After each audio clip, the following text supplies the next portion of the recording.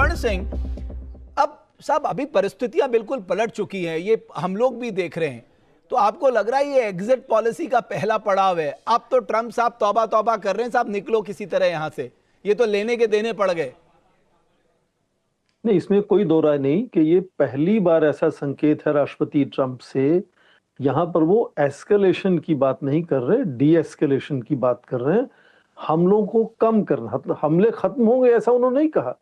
उन्होंने केवल ये कहा कि पावर प्लांट्स को जो अटैक करने की, हमले करने की मैंने बात कही थी, अगले 48 घंटे में यदि हॉर्मुज को ईरान खुला नहीं छोड़ देता तो उन स्पेसिफिक खास हमलों पर मैंने रोक लगाने की हिदायत दी है अपनी सेना को। तो युद्ध ऐसा नहीं कि राष्ट्रपति ट्रंप की तरफ से युद्ध बंद हो गया हो 4 या 5 दिन के लिए। इस छोटी सी बात को भी उन्होंने, आप देखें कि अपने सोशल मीडिया प्लेटफॉर्म पर पूरे संदेश को उन्होंने अंग्रेजी के अपर केस में, मतलब कैपिटल लेटर्स में उन्होंने लिखा है, ये दिखाने के लिए कि किस तरह से एक इंपीरियल जो पावर है वो छोटी एक देश के लिए ना एक बहुत बड़ा कंसेशन उनके लिए सामने रख रही हैं। और उसका कुछ हद तक हमने देखा प्रभाव भी हुआ, मार्केट में उछाल आया है। सर वो तो आना था, लेकिन सर जनरल माथुर जो है। बात कह रहे साहब, ये भी तो है ना कि अभी दुनिया को एक मैसेज तो चला गया ना कि डोनाल्ड ट्रंप जो है देखो डिप्लोमेसी कर रहे हैं, डायलॉग कर रहे हैं, बातचीत करना चाह रहे हैं। तो ये तो कम से कम वो थोड़ी बहुत तो लाज बचा ही लेंगे आखिर तक। पर क्या ये ब्लफ है, ये अभी तक नहीं मालूम, क्योंकि ईरान ने यदि कहा कि हमारी कोई बातचीत हो ही नहीं रही तो क्या इसको ब्लफ माना जाए या ये सचमुच में बातचीत हुई है या नहीं? प्रोफेसर स्वर्ण सिंह, हम इसे मान भी सकते हैं क्योंकि डोनाल्ड ट्रंप पे लोगों का विश्वास ही नहीं है कि वो सुबह उठ के कौन सी नई बात लेके आएंगे, किसी को नहीं पता रहता है। तो यही मैं कह रहा हूं कि विश्वसनीयता बहुत जरूरी है। यदि युद्ध को आपको डिप्लोमेसी शुरू करना है, बातचीत शुरू करना है, तो पूरे विश्व का और खासकर ईरान का आपको विश्वास जीतना होगा कि हाँ वाकई आप सचमुच में युद्ध रोकने की कोशिश कर रहे हैं अपनी तरफ से। तभी ईरान की तरफ से शायद कुछ सकारात्मक आप देखेंगे कि कुछ रिस्पॉन्स। प्रोफेसर स्वर्ण सिंह, मुझे नहीं पता कि कूटनीति में ट्रंप साहब कितने माहिर हैं, बट जितना उनको देखा है इस दौरान वो कूटनीति में बड़े माहिर हैं। तो ये कहीं कूटनीति का संकेत तो नहीं है? देखिए, कूटनीति में विश्वसनीयता बहुत ज्यादा अहमियत रखती है, उसका महत्व बहुत ज्यादा होता है। और विश्वसनीयता की जहां तक बात है, वो राष्ट्रपति ट्रंप ने काफी हद तक खो दी है। उनकी इस तरह से सोशल मीडिया पर टिप्पणियों को लोग ज्यादा सीरियसली लेते नहीं हैं। हालांकि दुनिया के सबसे ताकतवर राष्ट्र के वो राष्ट्रपति हैं, इसलिए उनकी ताकत का अंदाजा लगाना कोई मुश्किल काम नहीं है। और मैं हमेशा कहता हूं कि युद्ध में विनाश करना, युद्ध में जीतना और उसके बाद शांति की व्यवस्था बनाना 3 अलग अलग स्तर की चीजें हैं। और अमेरिका या इजराइल जो है वो विनाश करने में बहुत सक्षम है, कई बार कर चुका है, इस खाड़ी के क्षेत्र में ही कई बार कर चुका है।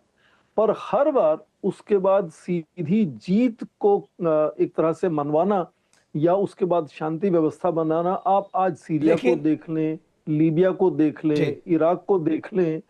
तो मैं एक छोटी सी बात इतिहास से ये यहाँ आपके दर्शकों से साझा करना चाहूंगा कि जब क्रांति हुई थी 1969 की, तो अयतुल्ला खमानी ने सबसे पहले आकर जो है शाह की सेना का विघटन कर दिया था, क्योंकि वो एक खतरा थी, वो उनकी क्रांति को फिर से नकार सकती थी। और ठीक उसी वक्त तो योदा 2 या 3 साल में ही एक इराक से युद्ध शुरू हुआ उनका। उस वक्त सेना नई जो थी वो बनाई भी नहीं गई थी, वो मिलिशिया था, उसको उसका संगठन अभी तैयार हो रहा था। तब भी लगातार इराक जैसे ताकतवर देश के सामने 8 साल तक लड़ाई लड़ी ईरान ने। तो ये कहना कि मैं तब इसीलिए कहता हूं कि ईरान के लिए ये अस्तित्व की लड़ाई है, बिल्कुल एग्जिस्टेंशियल उनको इशू है। ईरान को जिस तरह से नेचर ने डिफेंस दिया है, उसके लिए आसान भी होता है अपने दुश्मनों को इस तरह से घात लगा के मारना। बट आप देखिए ना, ट्रंप जिस तरह के व्यक्तित्व हैं, वो हमेशा कहते हैं साहब मुझे खुश करने की बातें करो, मुझे खुश होना बहुत अच्छा लगता है। तो ये तो ईरान उनको चिढ़ा रहा है और सीधे सीधे चिढ़ा रहा है। हाँ, जाहिर है ईरान अपनी तरफ से जो है वो आक्रामक रुख बनाए रखेगा। युद्ध में हमेशा से ही जितने भी देश हैं वो मैक्सिमलिस्ट जिसको हम कहते हैं, वो पोजीशन लेकर आगे बढ़ते हैं, ताकि बाद में जब डिप्लोमेसी की बातचीत शुरू हो तो वहां एक दूसरे को कंसेशन देना संभव हो।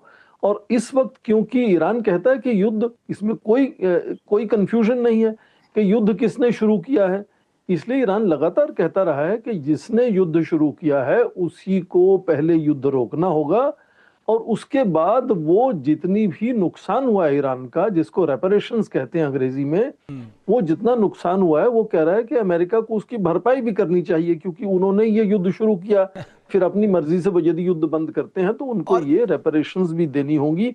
तो उसकी जो शर्तें हैं वो भी काफी एक बिल्कुल। तरह से प्रोफेसर जटिल स्वर्ण हैं इस सिंह वक्त। लेकिन प्रोफेसर स्वर्ण सिंह, आप देखिए ना, अभी तक तो डोनाल्ड ट्रंप किसी की परवाह नहीं करते दुनिया के लोग क्या कह रहे हैं, लेकिन साहब उनके अंदर से ये आवाजें उठने लग गई। उनके काउंटर टेररिज्म के डायरेक्टर जो कैंट साहब, उन्होंने इस्तीफा देके साफ साफ लिख दिया कोई इमीडिएट थ्रेट नहीं था। जिस तरह से सेनेट के अधिकारियों ने तुलसी गोबार्ड को जिस तरह से ग्रिल किया और जून 2025 की उनकी रिटर्न इंटेलिजेंस रिपोर्ट का हवाला दिया, जिसमें आपने कहा कि साहब कोई परमाणु हथियार नहीं बना रहा है, तो साहब ट्रंप को यह भी तो समझ में आ रहा है, ट्रंप साहब को, कि साहब मेरे अंदर से साहब ये आवाजें उठने लग गई हैं, मैं बहुत दिनों तक आप इसको आगे नहीं बढ़ा सकता। बिल्कुल, आप देखें जो केंट का जो इस्तीफा था वो एक तरह से संकेत करता है कि राष्ट्रपति ट्रंप की अपनी टीम में या वहां की जो राजनयिक पीढ़ी है, जो पावर इलीट जिसको कह सकते हैं, उनमें ही लगातार ये चिंता बनी हुई है कि जो उथल पुथल अंतर्राष्ट्रीय बाजार में हो रही है, या उसके चलते जो अमेरिका की साख पर चोट पड़ रही है, यहाँ अरब के देश उनका समर्थन नहीं कर रहे, यूरोपीय देश उनका समर्थन नहीं कर रहे, पूरे विश्व के लोग हालांकि एक मंच पर नहीं पर अलग अलग एक ही भाषा का इस्तेमाल कर रहे हैं कि शांति बनाई जानी चाहिए, बातचीत होनी चाहिए। किसी भी देश ने खुलकर समर्थन नहीं किया अमेरिका का, केवल इजराइल को छोड़कर। तो ये जो अंदरूनी भाव है, जो एक तरह से चिंता है, वो उभर कर सामने आने लगी है। इंटरनेशनल एनर्जी एजेंसी ने भी कहा कि अब जो हालात बनते हुए नजर आ रहे हैं वो 70 के दशक में जिनको ऑयल शॉक कहते थे, जब अरब के देशों ने 3 गुना कीमत बढ़ा दी थी तेल की, या फिर ये ईरान में क्रांति हुई थी तो ईरान की तेल के उत्पादन के बंद होने से बहुत इस तरह से कीमतें बढ़ी थी, तो उनको ऑयल शॉक कहते थे। तो उन्होंने इंटरनेशनल एनर्जी एजेंसी ने कहा कि ये अब संकट उससे भी ज्यादा बड़ा बनता हुआ नजर आ रहा है। और ज्यादातर देश अब देखें, चाहे वो भारत हो, चीन हो, तुर्की हो, बायलैटरल बातचीत करके अपने शिप निकालने की कोशिश कर रहे हैं। और जैसे कमांडर घोष ने अभी कहा, उनकी जानकारी मुझसे ज्यादा है उस विषय में, कि वहां यदि आइलैंड्स जो हैं उनके आसपास माइनिंग कर दिया गया है, बिल्कुल, और यदि हेलीकॉप्टर लैंड करते हैं तो वो